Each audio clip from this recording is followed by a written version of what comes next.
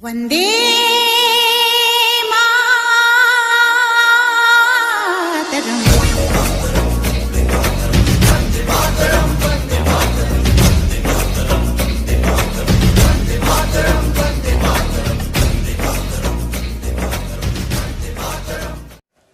नमस्कार साथियों, agriculture virtual classes में आपका एक बार फिर स्वागत है। मैं नरेंद्र कुमार कृषि विज्ञान विषय के अंतर्गत एक नए शीर्षक के साथ आपके सामने पुनः उपस्थित हूं। आज का शीर्षक है पशुओं में थनैला रोग। इसे इंग्लिश में मैस्टाइटिस डिजीज के नाम से जाना जाता है। साथियों, आइए शुरू करते हैं पशुओं में थनैला रोग। तो पशुओं में थनैला रोग को और किन किन नामों से जाना जाता है, आइए सबसे पहले यही जानते हैं। तो थनैला रोग को स्तन शोथ रोग और अयन का शीत आदि नाम से जाना जाता है। इस रोग के लक्षण क्या हैं, आइए जानते हैं अगले चरण में। इस रोग के लक्षणों में पशुओं के दूध के भौतिक तथा रासायनिक गुणों में परिवर्तन आ जाता है। और वो भौतिक और रासायनिक गुण कौन कौन से हैं जिनमें इस रोग के कारण परिवर्तन आ जाता है, आइए जानते हैं। तो नंबर 1, दूध का रंग गायब हो जाता है। जो वाइट रंग का दूध होता है वो कलरलेस हो जाता है। नंबर 2, दुग्ध में ल्यूकोसाइट्स की संख्या बढ़ जाती है। और नंबर 3, दुग्ध का थक्का जम जाता है। इस रोग का संबंध पशुओं के थनों से होता है, अतः तीव्रता के आधार पर यह रोग 3 प्रकार का होता है। नंबर 1, तीव्र थनैला रोग, जिसे एक्यूट मैस्टाइटिस डिजीज कहा जाता है।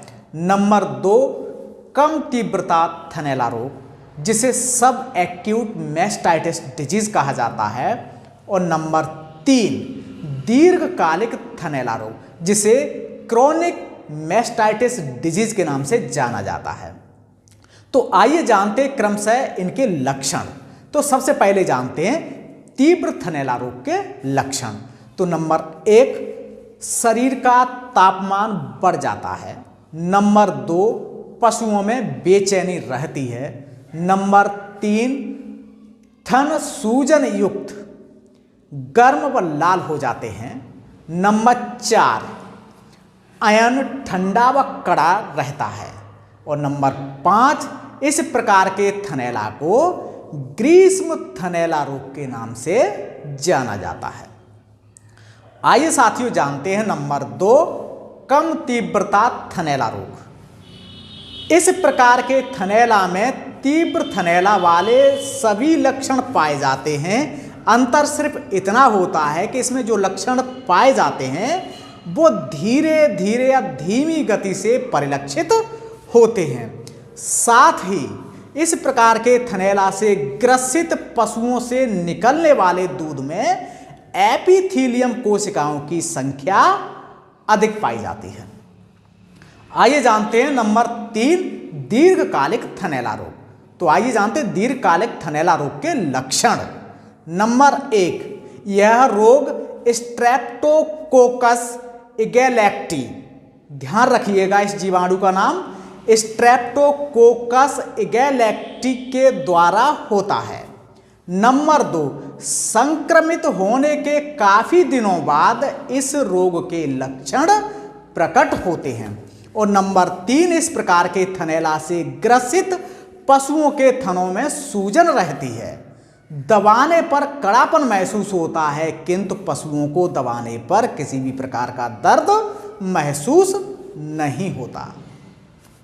आइए साथियों जानते हैं थनैला रोग का रोग कारक।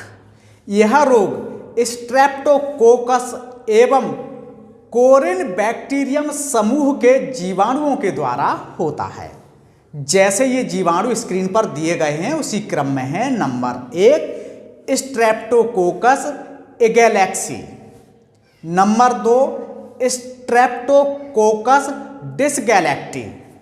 Number 3, Corynebacterium pyogenes. इसके कारण दूध न देने वाले पशुओं में थनैला रोग होता है।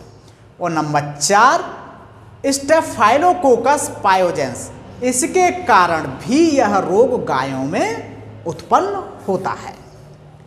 आइए जानते हैं थनैला रोग का संचरण, अर्थात यह रोग कैसे फैलता है और कैसे एक पशु से दूसरे पशु में पहुंचता है।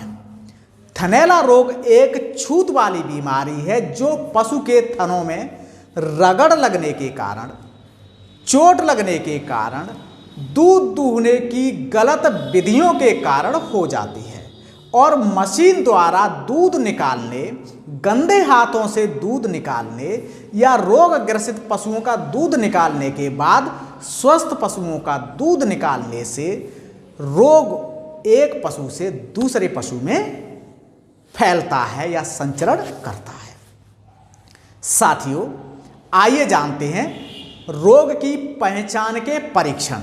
इस रोग की पहचान का परीक्षण दो प्रकार से किया जाता है। नंबर 1, बिना माइक्रोस्कोप की मदद से परीक्षण। तो इसमें कुछ दो प्रमुख परीक्षण शामिल हैं। नंबर 1, स्ट्रिप कप टेस्ट और नंबर 2, पीएच मान परीक्षण। इस पीएच मान परीक्षण को अम्लीयता का परीक्षण भी कहा जाता है।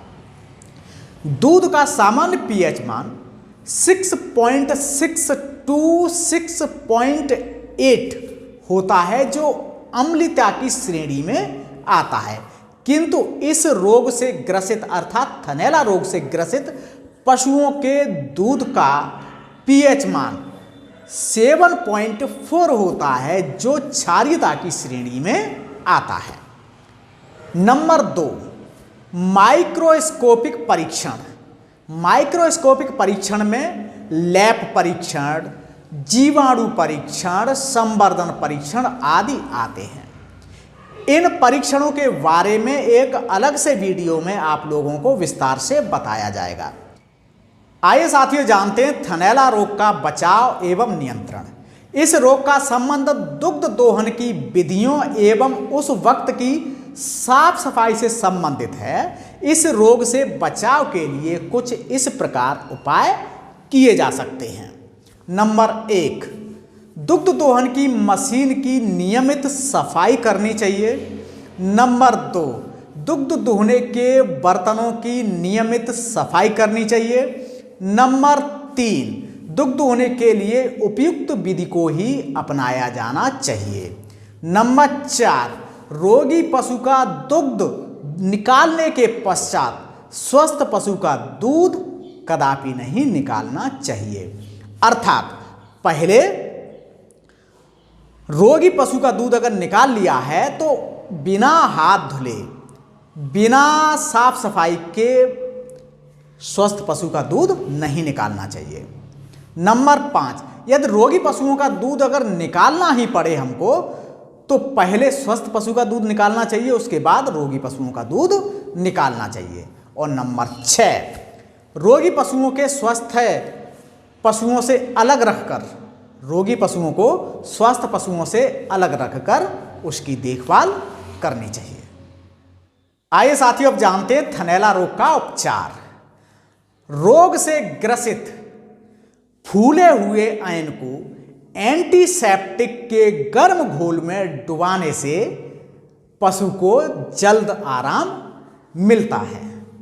नंबर 2, अयन को धोने के पश्चात उस पर आयोडीन मलहम, सुमेग या बेसिक अम्ल मलहम लगाने से भी पशुओं को आराम मिलता है।